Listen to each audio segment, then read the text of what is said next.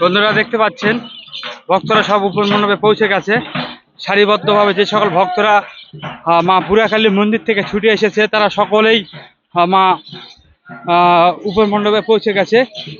এদের পাশে দেখতে পাচ্ছেন সারিবদ্ধভাবে দেখুন সারিবদ্ধভাবে সকলেই জমির আইল দিয়ে আসছে এই উপর মণ্ডপে। দেখুন কত সুন্দর একটি বিরল দৃশ্য এখানে স্থাপন হয়েছে দেখতে পাচ্ছেন। এটা আমার পিছনে দেখতে পাচ্ছেন ভক্তরা সারিবদ্ধভাবে আসতেছে অনেক সুন্দর দৃশ্য দিয়ে। এটা হচ্ছে বড় উপর মণ্ডপ বলে, এটা হচ্ছে শীতলীতলা। রাতের বেলা এখানে পূজা হবে দেখতে পাচ্ছেন ভক্তদের এখানে ঘটেছে।